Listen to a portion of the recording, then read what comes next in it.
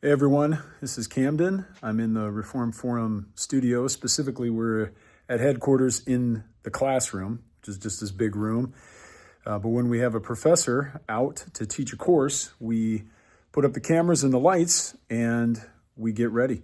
So Lane Tipton will be coming in today and he'll be teaching a course on the prologues or the beginning aspects of Romans and Hebrews, looking at Christology in those books, and I wanted to give you a little bit of a walkthrough of our studio setup. So let me flip this camera.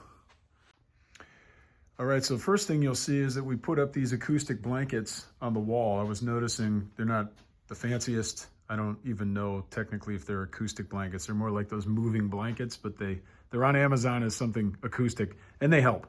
So we just hang those up from clips in the suspended ceiling. And we were getting a slight bit of echo I could hear on our audio recording, so putting these up on the walls darkens the place so you don't get as much light reflection and, more importantly, dampens the sound. We'll see we have 3 cameras and then a handful of lights. This is not the most pro setup, but it does well for us, and with our very limited skill and resources, we get a really great product from within our budget. So we have 3 Blackmagic cinema cameras, pocket cinema cameras. This is a 6K, and then we have 2 4Ks. We record mostly everything in 4K and then put it out in regular HD usually. So you'll see we've got some nice Manfrotto tripods, which I very much like. This is a good Manfrotto head, really solid. And then we've got the camera, and this is a Sigma lens. Really, really good lens. It's not a cinema lens, but very, very good. We can get the specifics for you if you're interested in that type of thing. This one's locked off. This is a stationary camera, not moving, not doing anything. I've got these Edelkrone tilt heads. Flex tilt, I think it is. I love these things, and I think they have newer versions of these out now. But these are awesome. I love these heads to put on a basic tripod. And we're recording straight to SSD hard drives. These SanDisk ones are usually really great. I use prefer to use 2 terabyte drives or 4 terabyte drives so that I have enough headroom. On a 2 terabyte drive at 4K, recording on Apple ProRes 422 codec and quality, I get 561 minutes per drive. So that's more than enough for one of our courses. So this is the video setup. Now we have over here, not only the Edelkrone flex tilt head, but we have an Edelkrone panning jib thing. So basically this thing, with a controller, I use this remote, and I can also use an iPhone app where I can turn this thing on and then program in a specific movement for moving not only this way, but then this head also rotates this way. So I can, as I'm moving this way, I keep the camera locked on the subject, and as the camera moves like this, it just basically continues to go like this in a loop, slowly, and it provides some nice motion. So it gives you the effect of, it looks like the background's kind of moving while the subject stays pretty close to the center of frame. I have some other lights over here. These are these Godox LD SG 150Rs, and our panel lights. We use these in the studio for the podcast, but I bring them out here for recording a course. These are the big kind of diffusers to give you some good light. That just got those on 10%, and they just light up the background a little bit. I have 2 of those. Here's the other. Then we have this big, these are cheap Godox SL60Ws. They're pretty loud. I don't know if you can hear that, but the fans are loud. They're not the greatest, but they give good and steady light, and they're affordable. And that noise I can get rid of in the audio with the noise reduction, no problem.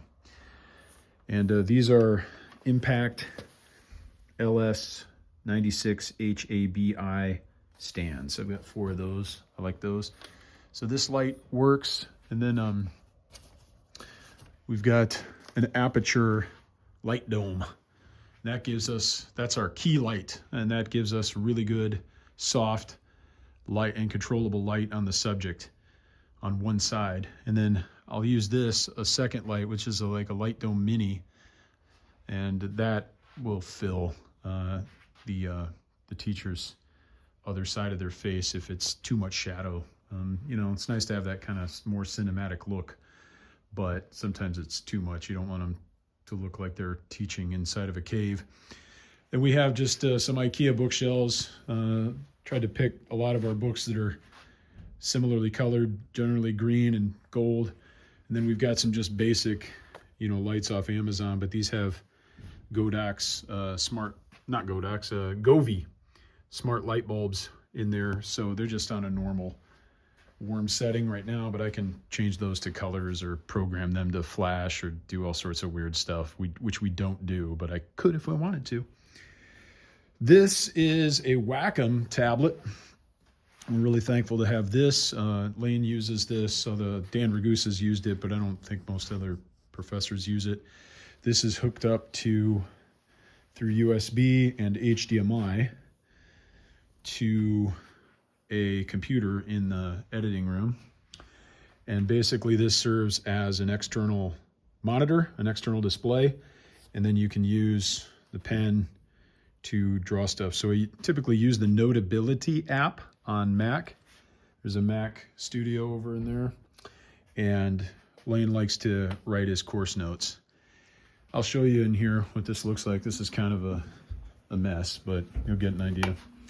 So we've got a Mac Studio in here, some hard drives, and then I've got this thing. This is a Ninja 5 Atmos. What is it? Get it confused. The Atom X, the Ninja 5. What is this called? Yeah, the Atomos Ninja 5. Basically what this does is it has an HDMI in and an HDMI out, and then you can plug a hard drive into the back of it, an SSD, and that records the output of the computer. Basically records a computer screen. So when we have Notability in full screen here, and as Lane writes notes, it's just recording all that to a hard drive. And basically I get 4 video tracks when Lane is teaching with this. Cameras A, B, and C, and then the notes and the audio. The audio records wirelessly with this microphone from Shure. Got one of these SLX packs from my buddy Matt, who works at Shure. He helps us out, and a twin-plex mic. Oh my goodness, this is an amazing lavalier mic. We love this thing. We really improved our audio quality when we got that. And then that comes into this SLX D4 receiver. The output of that comes into one of my favorite devices of all time, the Sound Devices MixPre 6. Love this thing. I've recorded tons and tons of podcasts on this. This can be used as an audio interface with a computer, but we can also record direct to SD. So we have 2 tracks enabled right now. Track 1 is this mic.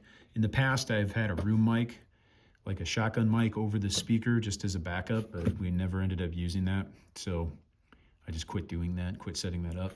But today we're going to try something different. Sometimes when Ryan sits here, and you can see he's got his notes ready. When Ryan wants to mark something, sometimes it's a pain when he writes down his times when things happen on paper in his notes, but lining that up with where that is in the footage is a bit of a pain.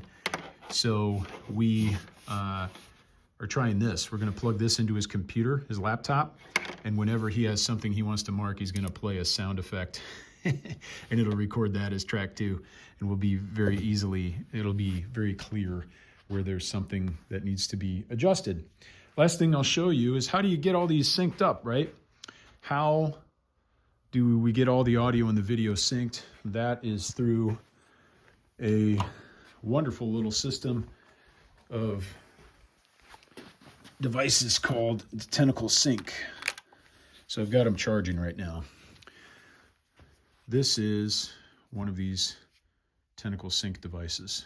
There we go. This is a timecode generator, and can plug it to a computer and get it synced to the real time. But then what it does is it outputs timecode over an audio connection.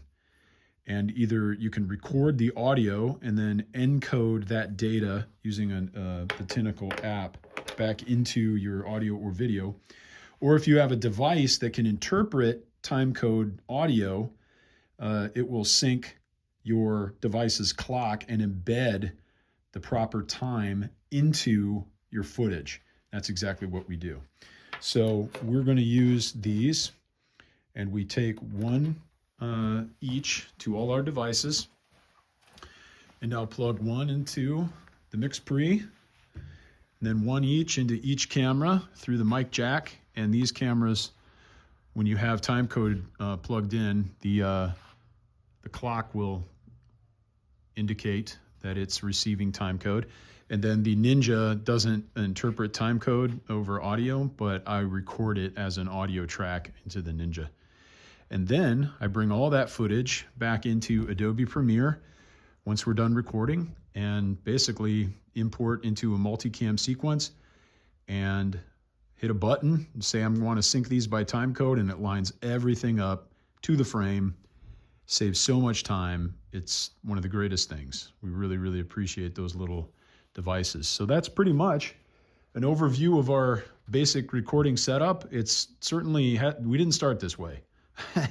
Over the course of, we've been podcasting for more than 17 years now, but we've been recording courses for 4, going on 5 years or so. So it's been a long time coming. Actually 6 years, 5 going on 6 years. So we've been piecing together this equipment over the years and learning how to use it. And we're still a work in progress, but we're really thankful for what we've been able to do. And we look forward to doing more in the future. If you have any questions, let us know. Probably the best way to do so is in the comment thread here on this video, or by sending us a note at mail@reformedforum.org.